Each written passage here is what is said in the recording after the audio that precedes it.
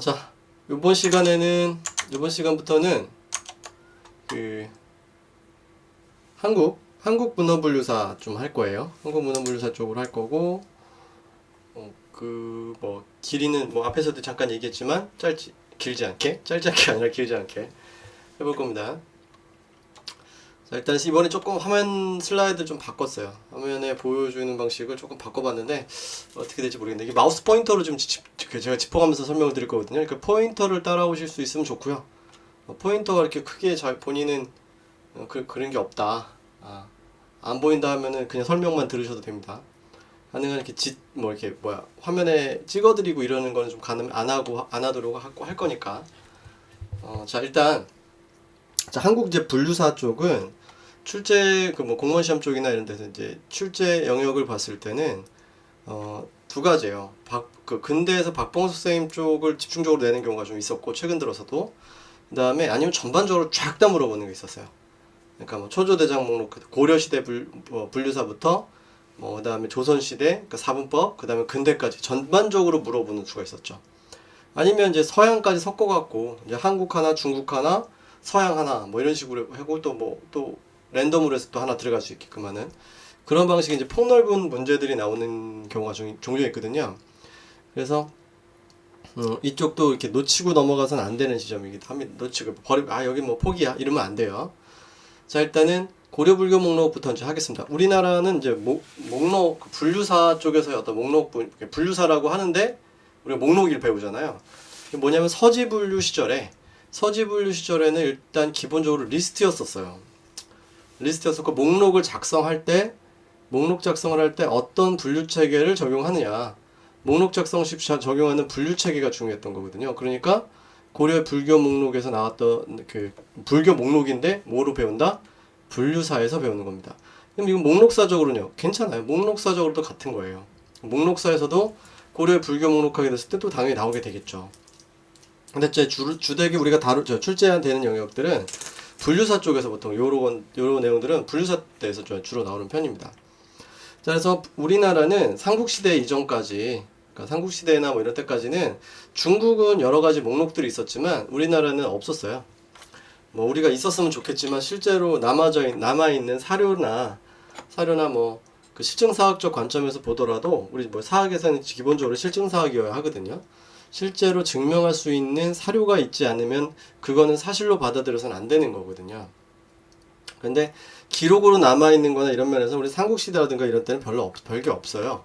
중국은 좀 남아있는 편인데 우리나라는 좀 별로 없는 편이고, 그렇다면 이제 기록으로 남아있는 걸 쭉 찾아서 올라가 보니까 근원이 될 만한 건 고려시대 내용들 정도만 있다라는 거죠. 그래서 고려시대 때 초조대장 목록이라는 게 처음에 이제 있었습니다. 그리고 우리 참 요거 한번 얘기했었던 적이 있었는데, 우리 중국 같은 경우는 이제 통치 이념의 변천을 따져봤을 때 변천이라고 할 게 없었죠. 진시황 때 법가 이후 그냥 다 한나라 이후부터는 싹 다 유가였잖아요. 근데 우리나라는 좀 특이하게 유교 영향을 받은 듯 하지만 조선시대의 어떤 임팩트가 좀 강했기 때문에 우리가 지금 유교에 대한 얘기를 하고 있는 거지, 실제로는 통일신라시대, 신라시대부터 삼국시대부터 이어서 신라시대 모두 다 그 고려시대까지를 그 주되게 이끌어왔던 종교가 불교예요. 그러니까 중국은 유교였고 우리는 불교였던 거예요. 고려 때까지. 그러니까 종교적인 어떤 바탕이 달랐었죠. 이거 우리 많이 생각을 안 하고 있었다 보면은 문득 좀 왜 이렇지? 이런 생각이 들 때가 있어. 저는 그랬었어요. 그러니까 일단 불교적인 성격이 강했고, 이제 불교가 이제 고려가 이제 망하면서 통치 이념을 교체해야 될 필요가 생겼고, 통치 이념 교체 시에 이제 도입됐던 게 중국의 이제 유교가 들어온 거죠. 그래서 이렇게 견제 정치적 개념이에요. 왕권 하나에 몰려 있으면 안 되겠다 싶어갖고 이제 여러 사대부들에 의한 정치를 추구했었던 게 조선의 이제 기본 시작점이었고, 그래서 왕이 됐다 하더라도 왕이 마음대로 할 수 있는 그런 정치는 아니었거든요. 그런 측면에서 얘기입니다. 그래서 변화를 좀 봤었고, 그럼 이제 기록으로 남아있고 한 것들을 쭉 따져보니까 목록에 있어서 어떤 부분이 있는가 봤더니 고려시대 때 초조대장 목록이 그 시작점이더라 라고 볼 수 있다 라고 하는 거였었어요. 그러니까 고려시대 초조대장 목록이 시작이었고, 그 다음에 이제 신편제정교장 총록, 제조대장 목록, 이렇게 이제 흐름으로 이어지는 겁니다. 근데 처음에는 이제 최사위가 찬자라고 한다면 이거 몽 전체를 다 썼다고 하기도 좀 애매하고요. 수기법사나 의천 뭐 이런 분들도 보통 편찬에 있어서 책임을 진 사람인 거예요. 특히 이 제주대장 목록의 수기법사 같은 경우는 실제로 이 뭐 목록을 갖다가 목판으로 만들고 할 때 내용을 쭉 검수를 하고 아 이거 내가 보니까 이 판에 대한 것은 완성되었어. 완성도도 없다. 오류 없다. 그러면서 도장을 땅 찍어주거든요. 목판에 있어서 검수했다. 아 이런 거. 이건 이제 교감하고 교수했다 이렇게 얘기를 합니다. 이렇게 한 사람들 보통 찬자나 이 책임범위에다 넣어요. 그래서 직접 손으로 다 집필했다고 볼 수는 없고 목록에 대한 리스트를 이제 어느 정도 취합하고 책임을 지는 사람 정도라고 보시면 되니까 그래서 찬자의 범위 안에서 이제 이해는 그렇게 하시고 이름만 외우시면 돼요. 그 다음에 이제 의의가 조금씩 들어가 주면 되는데 현존 여부를 따지면 초조대장 목록은 현존하진 않아. 실물을 볼 수는 없지만 내용을 볼 수는 없지만 현존하진 않고 내용이 알려진 가장 오래된 목록. 그러니까 최고 목록으로 어떻게 추정된다 되어 있죠. 추정된다 했죠. 그 다음에 여기도 좋아요. 초조대장 목록의 치읓과 최사위의 치읓. 이런 거 생각하시면 돼요.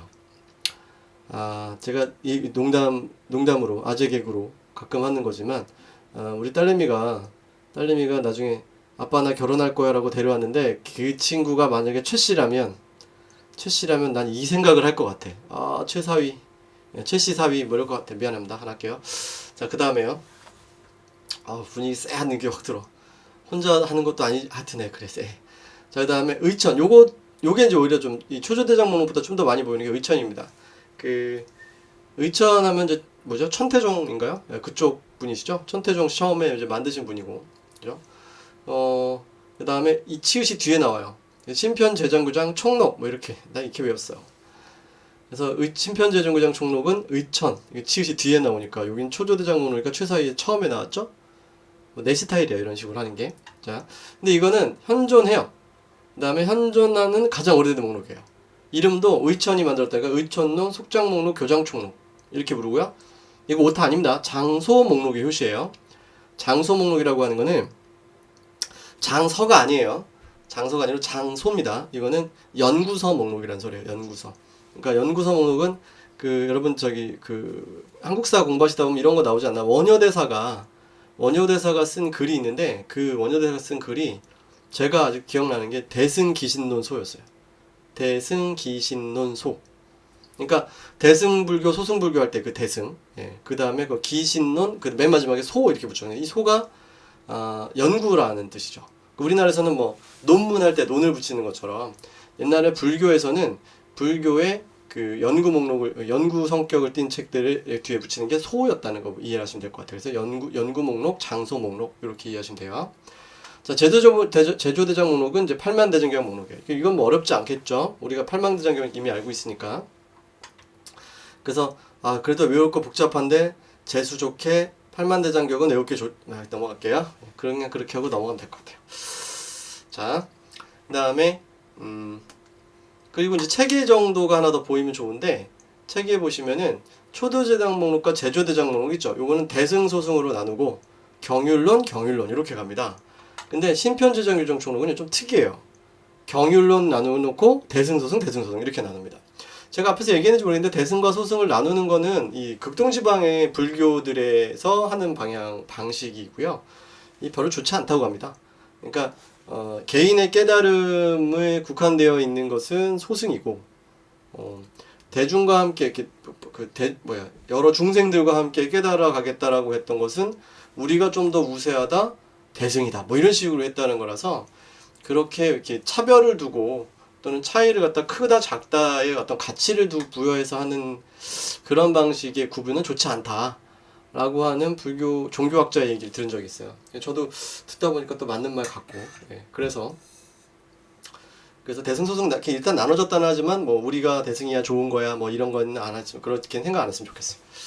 자, 하여튼 이렇게 나눠진 게 체계가 다르다.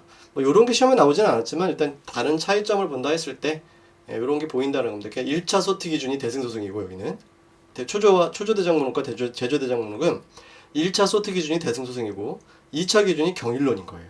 그러니까 항상 제가 분류 얘기할 때도 얘기지만 분류나 목록에서 항상 얘기하지만 배열의 순서, 그 다음에 소트 기준 이게 우리한테 어떻게 볼까 상당히 중요한 영역이에요. 우리 전공에 대한 특히 자료 조직을 이해할 때 방법론적 측면에서 자료 조직을 이해할 때 제일 중요한 게 이 소트 기준과 배열입니다. 무엇부터 배열하는 게 효율적일까요? 이런 거 고민하는 분야가 우리 쪽 전공이거든요. 그래야지 그렇게 배열을 잘 해놔야 뭐가 되니까? 검색이 잘 되니까. 예, 그런 얘기입니다. 자, 그렇고 그래서 불교는 이렇게 구성이 되어 있어요. 근데 이제 조선으로 넘어갑니다. 조선으로 넘어가게 되면은 일단 이 순서가 이래요. 해동문헌 총록이 먼저 나오고 규장 총목, 누판고, 제실도서 목록이 나오는데요. 또 재밌는 거는 불교가 이제 일단은 통치념이 교체가 됐죠. 통치념이 교체가 됐고 조선 전기에는 아직까지도 불교의 그 영향력이랄까 이런 게 좀 컸어요. 불교의 영향력이란 좀 컸고 그 불교 영향력이 그 한 번에 이렇게 확 뭐 통치념이 바뀌었다 그래서 민간에 이렇게 알려져 있는 불교가 사라진 것도 아니고 한 번에 이렇게 확 갈아엎거나 이렇게 할 수도 있는 상황이 아니었잖아요. 그때 뭐 절이 산으로 들어갔다 뭐 이런 얘기도 있고요, 그죠? 근데 뭐 심지어 이런 말도 있어요. 세종대왕이 그 법당을 그 궁궐 안에다 법당 하나 만들어놨었다 뭐 이런 뭐 기록도 있다고 제가 들었었습니다. 전기까지는 일단 유교 목록이라든가 어떤 그런 성격적인 부분이 이렇게 갖춰져 있지는 않았었고요. 그러니까 우리 목록 만들고 이런 만큼의 뭐 인쇄량이나 장서량이 많았던 적이 별로 없었던 거죠. 어떻게 보면 이제 조선 전기 같은 경우에는. 근데 이제 후기로 가면서 우리 조선 전기와 후기를 나누는 이제 기준을 보통 보면 보통 임진왜란을 중심으로 얘기를 하잖아요.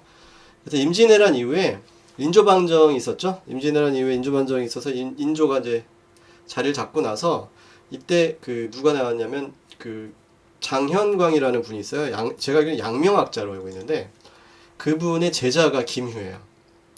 이분이 우리가 그래도 임난과 그 여러 가지 병자호란, 임진왜란, 병자호란 두 가지 어떤 큰 난을 겪게 되었고 특히 이제 임진왜란 겪게 되어서 많은 그 책들이 그 소실이 되었다. 아마 이 김휴가 지금 한 게 보통 영남 지방이거든요. 지금 경상도 지역. 영남 지방이 그 임진왜란 때 이렇게 일본에서 치고 올라왔던 메인 루트였잖아요. 그러니까 많은 문화재나 어떤 그 책들이 소실되었을 테니까 그 소실되어 있는 책들 중에 남아있는 것들을 한번 조사를 해보도록 하는 게 어떻겠냐. 이래가지고 이제 남은 책들, 그 다음에 기록들을 모아가지고 한국 관련 서적들을 쭉 모아가지고 기록으로 남기자. 라고 했었어요. 그래가지고 김유라는 분이 이제 지었죠. 이분은 벼슬에 나서지는 않았고요. 초야에 묻혀 사는 아주 그 지식인이었다고 들었습니다. 성격은 엄청 깐깐하시고, 그 다음에 일을 한번 어떤 행정 업무를 도왔던 적도 있대요. 그러니까 고을 수령이 저기 선생님 저희 좀 도와주세요 그러면 가서 되게 이렇게 초빙돼서 가서 일도 좀 이렇게 도와주고 정책적 조언도 하고 그런 수준의 어떤 지식인이었다고 얘기를 들었어요. 뭐 인물 관련된 정보를 조사할 일이 있어가지고 한번 찾아봤더니 그런 분이더라고요. 그러니까 그 성격으로 이제 목록을 만들었으니 오죽 깐깐하게 만들었겠습니까? 네, 그러셨던 분이었고요. 가장 잘 만든 유교 목록, 가장 오래됐어요. 가장 오래된 그러니까 최초라고 볼 수 있겠죠. 어떻게 보면 올드 가장 오래된 유교 목록이에요. 우리나라에서 유교가 통치념된 건 조선시대밖에 없으니까 거기서 나온 첫 번째 목록이니까 유교 목록이라 볼 수 있고, 그 다음에 어지간한 건 우리 그 목록은요 거의 대부분 해제가 다 붙어 있습니다. 해제라고 하는 건 설명이 들어가 있다는 얘기거든요. 뒤에 이제 보면 나와요. 뒤에 볼 때 그때 같이 한번 보고요. 그 다음에 사분법을 그대로 뭐 중국의 사분법을 그대로 따라간 건 아니고 그걸 참고해서 고쳤습니다. 고쳐서 다시 지었다. 그래서 개수했다는 얘기는 고칠 게 있다, 지을 숫자거든요. 그래서 고쳐서 다시 지었다라는 겁니다. 그러니까 사분법을 참고해서 저런 식으로 하면 되겠네. 근데 경사자집은 너무 크니까 그냥 좀 전반적으로 흩어볼까? 이런 식으로 해서 흩어가지고 만들어놓은 거예요. 일단 규장 총목은 정조 때가 여러분 조선시대 르네상스라고 부르죠. 정조 때의 정조의 규장 총목과 누판고가 있습니다. 정조 때 인쇄를 많이 장려를 하고 이 나라에서도 많이 찍고 그 다음에 지역에서도 많이 찍고 그래서 사찰에서도 인쇄하기도 하고 했었거든요. 그래서 사찰본도 있고 관참본도 있고 했던 시절입니다. 근데 이제 정조가 이때 규장 총목을 이제 얘기를 할 때 뭐가 있었냐면 이때 이 시절의 이벤트가 어디 이벤트냐면 그 사고조선 총목 이벤트가 있었어요. 청나라에서. 야, 중국에서는 지금 사고전서 총목이라는 걸 만든 다음에 사고전서라는 작업을 한 다음에 우리도 해봐. 얘 정리를 내서 누구한테 명령을 했냐면 서우수라는 분한테 명령을 내린 거예요. 그래가지고 규장각에 있는 책들, 이제 규장각이라고 해봤자 이게 한국본하고 중국본 이렇게 나눠져 있는 거예요. 우리 마치 그 뭐 서울대학교 도서관 이러면 대학 도서관 이렇게 되면은 동양서실, 서양서실 이렇게 있는 것처럼 서양서실이 그때 당시에 중국본을 모아놓은 책이 곳이었고, 그 다음에 동양서실 하게 되면 한국본 모아놓은 거, 한국책, 서양서 이런 식으로 모아놓은 것 같은 그런 느낌이었던 거죠. 그래서 중국본하고 한국본을 모아서 이제 리스트업을 해가지고 규장 총목이라는 걸 만듭니다. 여기서는 최초로 장서 목록이에요. 중국은 여러분 저거 기억나시는지 모르겠는데, 중국에 처음에 칠략 있죠, 칠략. 칠략도 그건 이제 뭔가 저거 이후에 진시황의 분석행위 위에 남은 책들을 정리한 거였잖아요. 그런 식으로 정리됐었던 거고, 그래서 해동문헌 총록하고 어떻게 보면 유사성이 좀 있는 편이고요. 근데 지금 여기서 얘기하려면 뭐냐면, 중국 같은 경우 칠략이 최초지만 서양에서는 피나케스가 최초예요. 피나케스가 이제 책에 따라서 조금씩의 어떤 기원의 시작점에 대한 이제 오류는 차이는 보이는데, 대부분적인 BC 250년경으로 보통 얘기를 합니다. 기원전 250년경에 피나케스를 만들었을 때 그게 무슨 용도였냐면 알렉산드리아 도서관의 장서 목록이었어요. 그러니까 서양에서의 어떤 목록의 시작점은 장서 목록이었거든요. 시작점 장서 목록이 시작이었는데 우리나라는 장서 목록이 나중에 나온 거죠. 그것도 조선 이제 후기로 넘어가면서 그때쯤 돼서 장서 목록이 나오게 됐다. 좀 늦은 거죠. 그렇게 좀 봤으면 합니다. 그러니까 우리가 뭐 무조건 다 앞서야 되고 1등해야 되고 이런 건 아니에요. 자, 그 다음에 그래서 하지만 정말 잘 만들었어요. 우리나라에서 나온 것 중에 가장 좋은 최고의 해제서목. 그 다음에 사분법을 채택하긴 했는데 우리나라 방식의 사분법을 채택을 했어요. 누판고는 여기 이제 그 다음에 누판고로 이제 넘어가야 되는데, 누판고도 조선특유 사분법입니다. 이게 이 두 분이 서우수와 서유군 이 둘이 서씨잖아요. 이 두 분이 부자 관계예요. 아버지 아들이에요. 서우수가 아버지, 서유구가 아들. 이렇게 돼 있고, 여기서 특징은 뭐냐면 책판 목록입니다. 책판 목록을 서술했다는 게 특징이에요. 그러니까 왜 그러냐면 인쇄술이 조선 정조 때 장려가 됐잖아요. 그러니까 정조 때 인쇄술이 장려가 됐으니까 그 인쇄한 판에 대한 목록이 필요했던 거예요.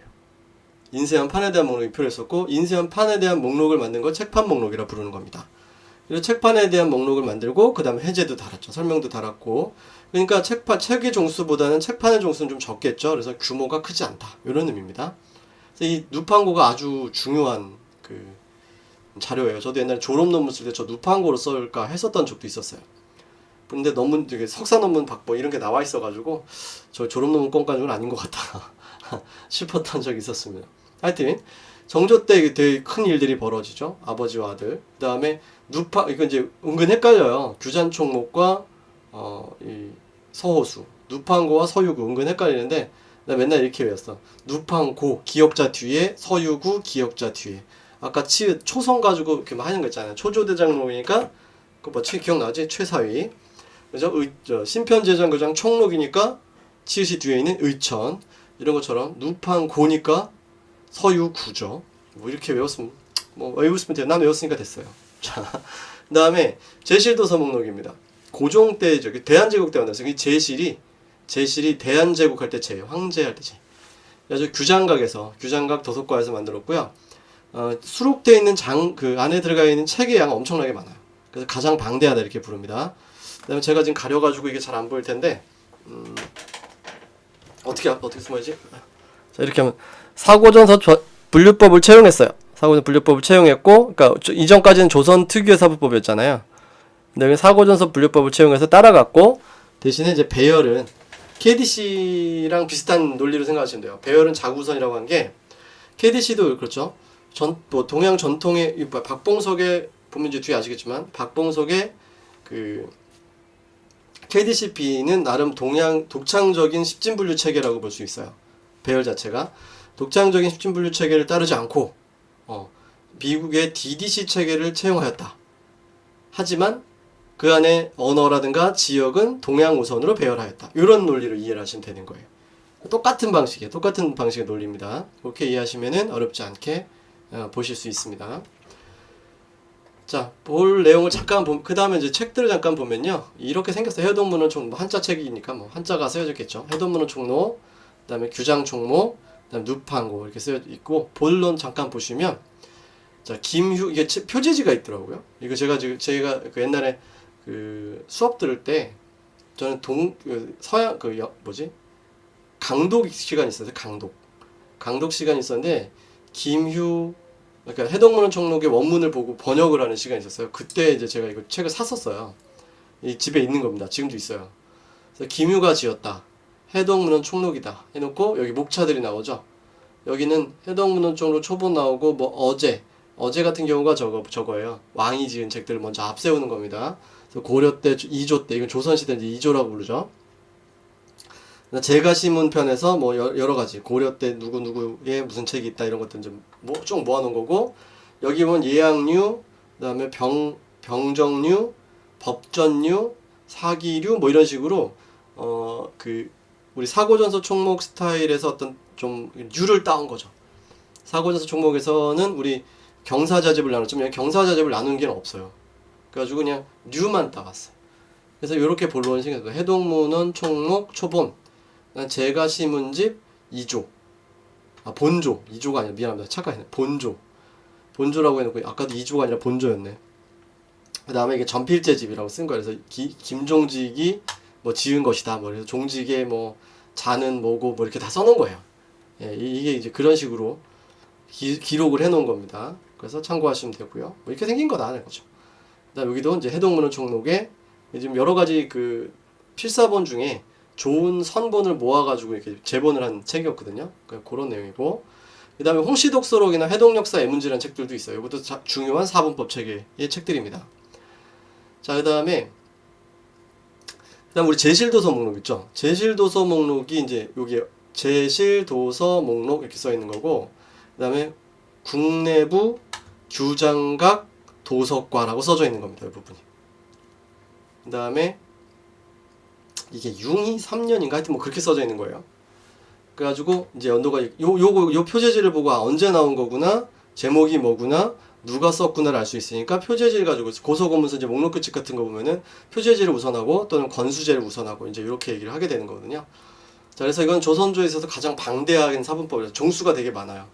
1909년 규장각 도서과 편찬이고요. 요게 이제 요거를 환산해 보면 1909년이 되는 거고, 중국 사고전서 분류법 채권했고, 아까 유목내 저록별은 자구우선이라고 아까 얘기했었죠. 자, 그 다음에 요게, 자, 보세요. 제국, 이건, 아까 제실도서 목록이라고 했었잖아요. 근데 여기는 목록제라고 합니다. 이건 목록제라고 하는데, 목록에 들어가 있는 제목인데, 제국, 장서, 목록, 목차. 이렇게 돼 있죠. 여기는 목록에 들어가 있는 제목, 목록에 있는 제목, 목차에 있는 제목은 어떻게 돼 있어요? 제국, 장서, 목록이라고 있죠. 제목이 다르죠. 그러면 얘가 우선 제목일까요? 표제지가 우선 제목일까요? 요 표제지가 우선 제목이다. 이제 요런 걸 공부하는 게 우리 목록에서 고소고문서 규칙에 나오는 거죠. 그러니까 여기는 앞에 해동문헌 총록하고 다르게 경부, 사부 이런 것들이 보이고요. 그 다음에 영류, 서류, 시류, 예류, 춘추류 보이시죠? 우리가 외웠던 거 오경, 총이류, 그죠? 사서류, 그 다음에 악류, 소황류, 이거 우리 앞에서 배웠던 유들이 보이죠? 이걸 채용했다는 얘기입니다. 본론을 보면은 경부, 영류 써놓고 그냥 책 제목만 쭉 써놨어요.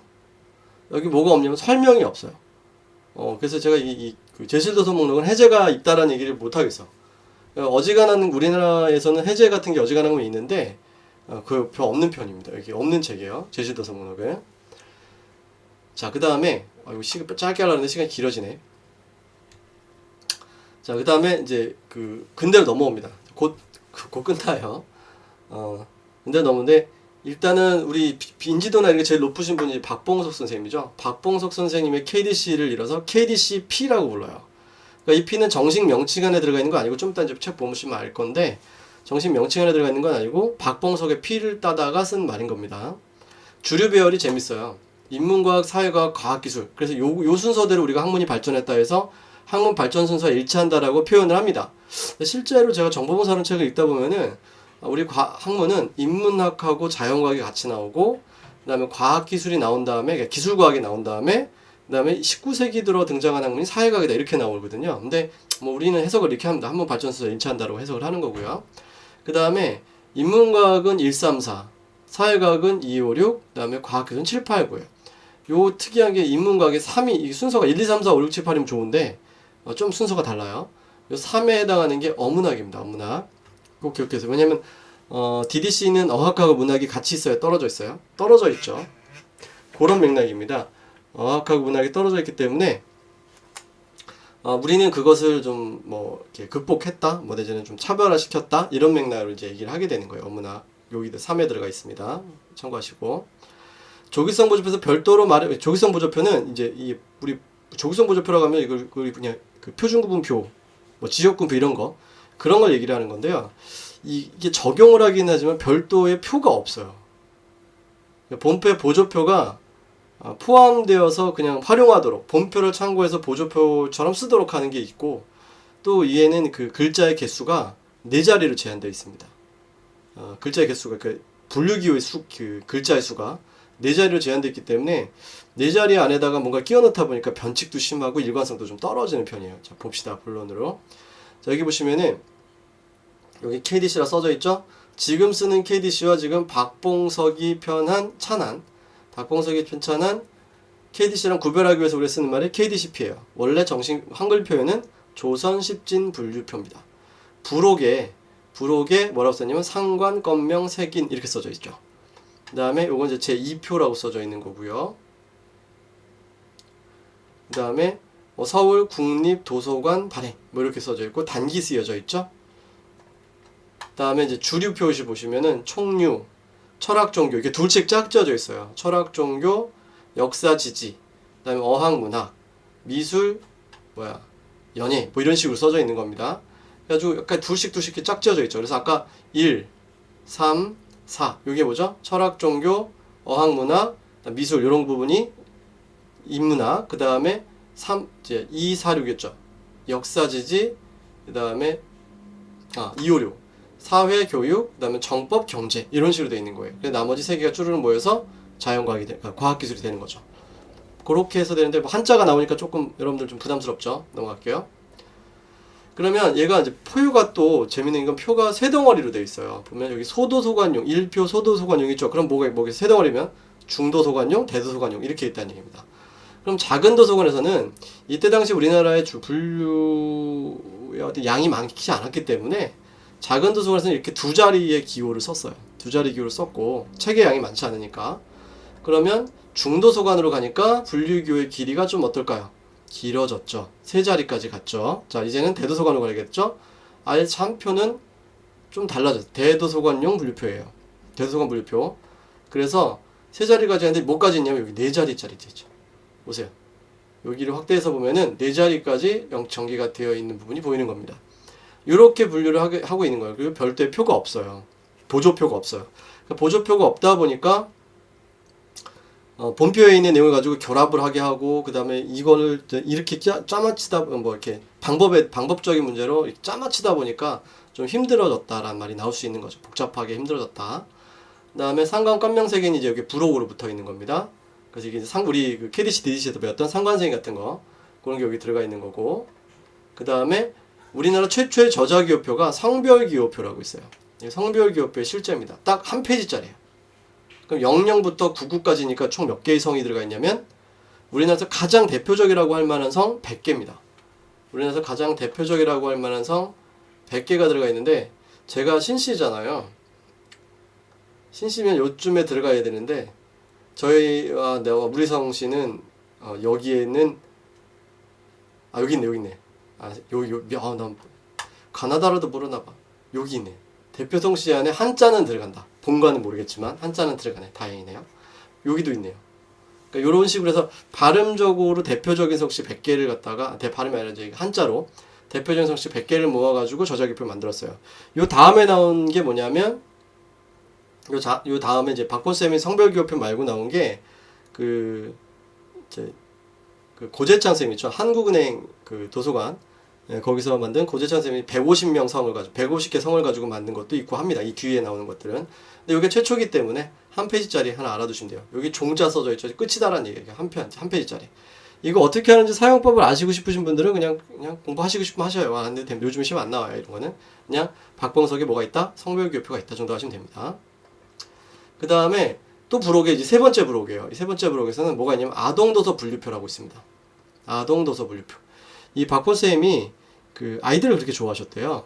아이들 그렇게 좋아하셔가지고 그 아동도서 분류표를 따로 만드시기도 했다고 합니다. 그러니까 참 그 좀 안타까워요. 뭐 어떤 분 뭐 지금 뭐 그 박보쌤이 이제 그 6.25 때 납북돼 피납됐다.